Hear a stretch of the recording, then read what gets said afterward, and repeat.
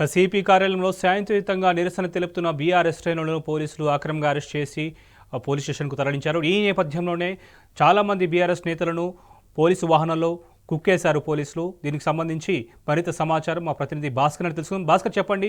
పోలీసులు అరెస్ట్ చేసే సమయంలో హరీష్ రావుకి చేతికి కూడా తీవ్ర గాయమైనట్లు మనకు తెలుస్తుంది. దీనికి సంబంధించి మీ దగ్గర సమాచారం ఏంటి?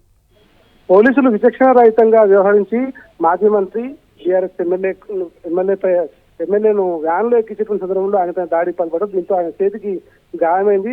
ప్రస్తుతం సైబరాబాద్ కమిషనరేట్ నుంచి వాళ్ళని శంషాబాద్ పోలీస్ స్టేషన్ తరలిస్తున్నారు. అక్కడ శంషాబాద్, కొందరుకు ఈ రెండింటిలో ఏదో ఒక పోలీస్ స్టేషన్ కి వాళ్ళని తరలించే అవకాశం ఉంది.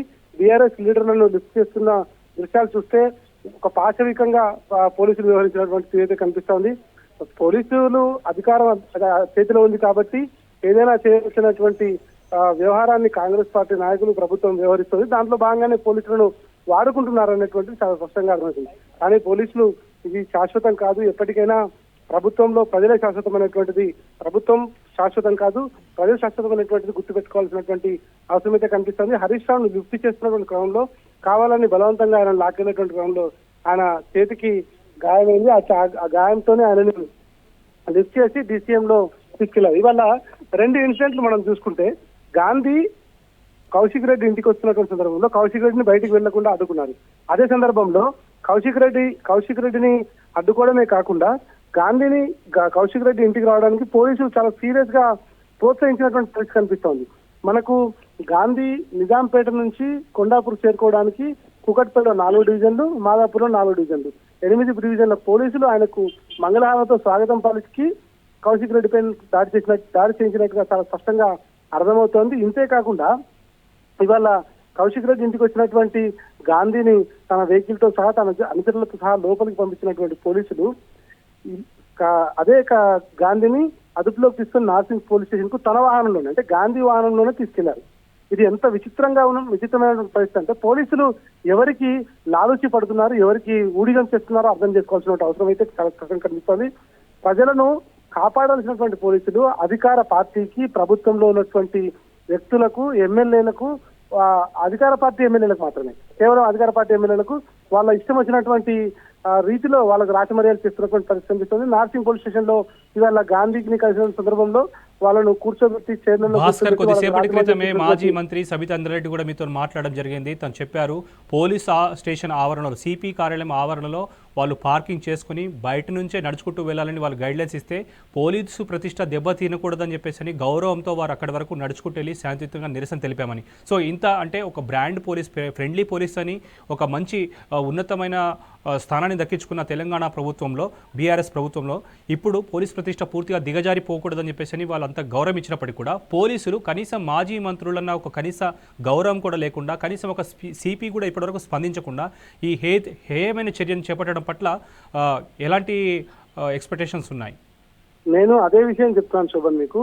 ఇవాళ గాంధీని కౌశిక్ రెడ్డి ఇంటికి తీసుకెళ్లి దాడి చేయించడంలో పోలీసులు ప్రముఖ పాత్ర వహించారు. ఎందుకంటే ఆయన 30 కిలోమీటర్ల దూరం నుంచి 30 నిమిషాల జర్నీలో ఆయన తీసుకొచ్చి ఎస్కార్ట్ గా పోలీసులు తీసుకొచ్చి ఆ గేట్లను పగలగొడుతున్నట్టుగా కొంత బిల్డప్ ఇచ్చి సీన్ క్రియేట్ చేసి ఇంటికెళ్లి ఒక అద్దానైనా పగలగొట్టిస్తామని శపథం చేసినటువంటి గాంధీ మాటను నిలబెట్టుకుని ఆయన ఈగోను సాటిస్ఫై చేసి పోలీసులు దాడి చేయించారు.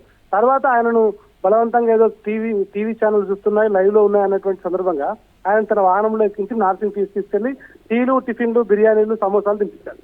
ఇక కంప్లైంట్ ఇద్దామని కమిషనర్ కలవడానికి వచ్చినటువంటి అదే శాసనసభ్యులు, ఇదే ప్రభుత్వంలో ఉన్నటువంటి శాసనసభ్యులు, కానీ ప్రతిపక్ష పార్టీలో ఉన్నటువంటి సభ్యులకు ఒక రకమైన ట్రీట్మెంట్. సిపి ఆఫీసులోకి రావడానికి వెహికల్ ఆపేయడం, వారిని కారులు ఆపి నడుచుకుంటూ రమ్మని చెప్పడం, లోపలికి వెళ్లకుండా కేవలం అడ్డుకునే ప్రయత్నం చేయడం, తర్వాత బలవంతంగా లోపలికి శాసనసభ్యులు వెళ్లి కంప్లైంట్ ఇద్దామని సందర్భంలో సిపి నాకు జ్వరం వచ్చింది, నేను రాలేకపోయినా ఈ రోజు అని చెప్పడం, తర్వాత జాయింట్ సిపిని కలవడం అని చెప్పడం, ఆయన కంప్లైంట్ ఇస్తే ఆ కంప్లైంట్ తీసుకొని బయటకు వచ్చి ఎఫ్ఐఆర్ అయ్యేదాకా వెయిట్ చేస్తామంటే ఎఫ్ఐఆర్ చేయించినట్టే చేయించి కేవలం ఆ హత్యాయత్నం జరిగినటువంటి ఇన్సిడెంట్ లో ఆ సెక్షన్ పెట్టకుండా ఏదో తూతూ మంత్రంగా కేసు పెట్టి వాళ్ళు మేము వెళ్ళం, ఇక్కడే కూర్చుంటామని చెప్పిన సందర్భంలో వాళ్ళందరినీ నిర్దాక్షిణ్యంగా దొంగలను, ఒక ఉగ్రవాదులను, ఒక యాంటీ సోషల్ ఎలిమెంట్స్ ను అరెస్ట్ చేసినట్టు ప్రజాస్వామ్య దేశంలో ఎమ్మెల్యేలను అరెస్ట్ చేసి తీసుకెళ్తున్నటువంటి పరిస్థితి కనిపిస్తుంటే నిజంగా కూడా ఇవాళ రాష్ట్రంలో పోలీస్ వ్యవస్థ ఎట్లా నడుస్తుంది అనేటువంటిది చాలా స్పష్టంగా అర్థం పడుతుంది. గతంలో ఎప్పుడు కూడా ఇట్లాంటి వ్యవహారాలు లేవు, ఇట్లాంటి పరిస్థితి లేదు. పోలీసులు ఎందుకు ఇట్లా తయారయ్యారు అనేటువంటిది వాళ్ళ విచక్షణకే వదిలేస్తున్నామని సబితా ఇంద్రారెడ్డి మాట్లాడి చెప్పారు. కానీ తిరిగి కొట్టగలిగినంత దమ్ముండి ఎందుకు చేయలేకపోతున్నామంటే హైదరాబాద్ బ్రాండ్ డిస్టర్బ్ కావద్దు. మాజీ ముఖ్యమంత్రి బీఆర్ఎస్ అధినేత కేసీఆర్ పదే పదే చెప్పుకొచ్చాడు, ఇవాళ ఎవరో చేసినటువంటి దానికి తెలంగాణ ఆగం కావద్దు, హైదరాబాద్ ఆగం కావద్దు ఉంటుంది. దాన్ని గుర్తుపెట్టుకుని మేము ఇదంతా కూడా చేస్తున్నాం. లేదంటే మేము తిరిగి కొట్టగలిగే సత్తా ఉంది, వాళ్ళకి కౌంటర్ ఇచ్చేటువంటి సామర్థ్యం మా దగ్గర ఉంది. కానీ ఇవాళ డిస్టర్బ్ కావద్దని ఇంకా ఒక్కటి మాత్రమే మనసులో ఉండి ఆగిపోతుందని చెప్తారు. పోలీసులు కూడా దాన్ని అర్థం చేసుకొని ఇవాళ ప్రభుత్వాలు వస్తుంటాయి పోతుంటాయి, ఇట్లాంటి వ్యవహారం కొనసాగించడం ఎవరైనా ఎవరికైనా రాజకీయాల్లో రిటైర్మెంట్ ఉంటుంది, పోలీసులకు రిటైర్మెంట్ ఉంటుంది. కానీ అంతరాత్మ అనేది ఒకటి ఉంటుంది. వాళ్ళు చేస్తున్నటువంటి పని పోలీస్ డిపార్ట్మెంట్కి వచ్చిన సందర్భంలో వాళ్ళ ఆత్మ మీద ప్రమాణం చేసుకొని ప్రజల ధన మన ప్రాణాలను కాపాడతామనేటువంటి ఒక ప్రతిజ్ఞ చేస్తారు పోలీసులు. కానీ వాళ్ళ పోలీస్ వ్యవస్థ దేశంలోనే ప్రపంచంలోనే అత్యుత్తమ స్థాయికి తీసుకెళ్లినటువంటి ఫ్రెండ్లీ పోలీసింగ్ వ్యవస్థ కనుమరుగైపోయింది. ఇవాళ దాడులు, అక్రమ కేసులు, నిర్బంధాలతో ఎమ్మెల్యేలను సైతం నిర్బంధించేటువంటి పరిస్థితి వచ్చింది. ఇది కేవలం రేవంత్ సర్కార్ కు మాత్రమే చెందిందనేటువంటి సబితా ఇంద్రారెడ్డి న్యూస్ తో మాట్లాడుతూ చెప్పుకొచ్చారు. ఇక పూర్తిగా ఇది అప్రజాస్వామికంగా కనిపిస్తా ఉంది. ఎమ్మెల్యేల పైన కూడా దాడి చేసి వాళ్ళను లిఫ్ట్ చేయడం, అరెస్ట్ చేసి తరలించడం, ఇదంతా కూడా ఒక ఎమ్మెల్యేకి ఇచ్చినటువంటి ప్రియారిటీ, మరో ప్రతిపక్ష పార్టీ ఎమ్మెల్యేకి ఇచ్చినటువంటి ప్రియారిటీ. ఈ రెండు మనం డిఫైన్ చేసినప్పుడు ఇవాళ గాంధీతో వ్యవహరించినటువంటి తీరు కావచ్చు, కౌశిక్ రెడ్డి, హరీష్ రావు బీఆర్ఎస్ పార్టీలతో ఎమ్మెల్యేలతో వ్యవహరించిన తీరు కావచ్చు, పోలీసులు ఒకసారి బేరేజ్ వేసుకుంటే ఏం జరిగింది అనేటువంటిది ఆటోమేటిక్ గా ప్రజలకు అర్థమవుతుందనేటువంటి హరీష్ రావు చెప్పారు. తెలంగాణ యావత్ ప్రపంచం ఇవాళ ఈ ఇన్సిడెంట్ చూస్తా ఉంది. కౌశిక్ రెడ్డి అడిగినటువంటి మాటలకు ఎక్కడా కూడా సమాధానం చెప్పకుండా పార్టీ మారావు, నువ్వు మారలేదంటే కండువా కప్పుకో అని చెప్పారు. భాస్కర్ అరెస్టుకు ముందు కూడా హరీష్ రావు ఒక సంకేతం ఇవ్వడం జరిగింది. బీఆర్ఎస్ శ్రేణులకు, అభిమానులకు, కార్యకర్తలకు కూడా సిపి కార్యాలయానికి రాత్రి అందరూ కూడా రావాలని చెప్పేసి ఒక పిలుపునివ్వడం జరిగింది. ఇక్కడే వంట వరకు చేసుకొని నిరసనను సిపి స్పందించే వరకు కొనసాగిద్దామని పిలుపునిచ్చారు. అంటే ఇప్పుడు మాత్రం ప్రస్తుతం అరెస్ట్ చేసి తీసుకెళ్లారు. సో అక్కడ కూడా అప్పటి వరకు కూడా సిపి స్పందించకపోతే ఈ నిరసన ఇంకా ఎపిసోడ్ కంటిన్యూ అయ్యే అవకాశం ఉందా? బీఆర్ఎస్ పార్టీకి సంబంధించినటువంటి వ్యవహారంలో ఇంకా ఇది ఎంత మేరకు తీసుకెళ్తారనేటువంటి పార్టీ నుంచి ఆ పార్టీకి సంబంధించినటువంటి వ్యవహారంలో మనకి ఇంకా పూర్తి స్థాయిలో క్లారిటీ రాలేదు. కాకపోతే ఎఫ్ఐఆర్ నమోదు అయిన తర్వాత ఆ ఎఫ్ఐఆర్ లో మేము ఏదైతే ఎక్స్పెక్ట్ చేసామో అది లేదు అనేటువంటిది బీఆర్ఎస్ పార్టీ నాయకులు చెప్తున్నారు. ఇవాళ ఒక మంత్రి ఒక శాసనసభ్యునికి సంబంధించినటువంటి వ్యవహారంలోనూ పూర్తి స్థాయిలో రక్షణ లేకుండా ఒక ఎమ్మెల్యే పైన మరో ఎమ్మెల్యే, పార్టీ మారిన ఎమ్మెల్యే దాడి చేయడానికి వస్తే పోలీసులు పార్టీ మారినటువంటి ఎమ్మెల్యేలకు వాళ్ళు చేస్తున్నటువంటి రాచమర్యాదలు వాళ్ళు కోఆపరేట్ చేసుకుంటూ దాడి పాల్పడే సందర్భంలో వ్యవహరించినటువంటి తీరు పట్ల నిశ్చితుగా వాళ్ళు వ్యవహరించినటువంటి తీరు పట్ల సభ్య సమాజం తరలించుకునేటువంటి వ్యవహారం కనిపిస్తుంది. ఈ నేపథ్యంలో ఖచ్చితంగా బీఆర్ఎస్ పార్టీకి కొట్లాట కొత్త కాదు.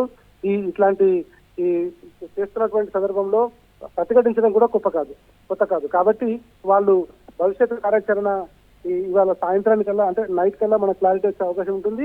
ఏది ఏమైనా ఆ భవిష్యత్తు కార్యాచరణలో భాగంగా మధ్యాహ్నం కౌశిక్ రెడ్డి మాట్లాడారు. రేపు 11 o'clock నుంచి మేము మేడ్చల్ రంగారెడ్డి జిల్లా అధ్యక్షుడు, బీఆర్ఎస్ పార్టీ అధ్యక్షుడు చంద్రపూర్ రాజు కార్యాలయం నుంచి మేము ర్యాలీగా వెళ్తాం. ర్యాలీగా వెళ్ళి అక్కడ గాంధీని పార్టీ కండువా కప్పడానికి ప్రయత్నం చేస్తామని చెప్పారు. అది మరి ఆ ప్రోగ్రామ్ ఉంటుందా ఉండదా అనేటువంటిది పార్టీకి సంబంధించినటువంటి వ్యవహారం అది కాబట్టి వాళ్ళు చెప్పాల్సి ఉంటుంది. ఇక వీళ్ళ భవిష్యత్తు కార్యాచరణ మాత్రం శంషాబాద్ పోలీస్ స్టేషన్ తరలించి అక్కడ దీనికి సంబంధించినటువంటి ఏదైనా కేసు నమోదు చేసే అవకాశం కూడా లేకపోలేదు. నమోదు చేసిన తర్వాత వాళ్ళని పంపిస్తారా, మరి ఏం చేస్తారో. ఎందుకంటే సిపి కార్యాలయం ముందు వచ్చి కనీసం మాకు లేదని వాళ్ళు మాట్లాడుతున్న సందర్భంలో దాన్ని పట్టించుకోకుండా అక్రమ కేసు పెట్టే అవకాశం కూడా ఉంది. కాబట్టి దీంట్లో ఒకవేళ పోలీసులు వ్యవహరించే తీరును బట్టి, ప్రభుత్వ ఆదేశాలు ఇచ్చేటువంటి దాన్ని బట్టి పోలీసులు వ్యవహరిస్తున్నారు కాబట్టి దాన్ని బట్టి ఒకవేళ ఫర్దర్ గా ముందుకు వెళ్తే ఖచ్చితంగా దీనిపైన భవిష్యత్ కార్యాచరణ కూడా బీఆర్ఎస్ పార్టీ ప్రకటించే అవకాశం ఉంటుంది. ప్రస్తుతానికి మాత్రం ఇక్కడికి వచ్చినటువంటి ఎమ్మెల్యేలందరినీ అదుపులోకి తీసుకొని వారిని శంషాబాద్ ఎయిర్పోర్ట్ తరలిస్తా ఉన్నారు. శంషాబాద్ ఎయిర్పోర్ట్ కానీ కొందరికి కానీ ఈ రెండు పోలీస్ స్టేషన్ లో ఏదో పోలీస్ స్టేషన్ కి తరలించే అవకాశం ఉందనేటువంటిది మనకున్న సమాచారం. ఇక ఇవాళ పోలీసులు చేసినటువంటి పనిని మాత్రం బీఆర్ఎస్ పార్టీ తీవ్రంగా ఖండిస్తా ఉంది. రేవంత్ సర్కారు, పోలీసులు ఈ ఇద్దరు కలిసి చేసినటువంటి తీరు పట్ల మాత్రం చాలా సీరియస్ గా ముందుకు వెళ్ళేటువంటి అవకాశం ఉంది. భవిష్యత్ కార్యాచరణ కూడా ఇవాళ రాత్రికల్లా ప్రకటించే అవకాశం కనిపిస్తుంది. Shobhan. Right Bhaskar, thank you.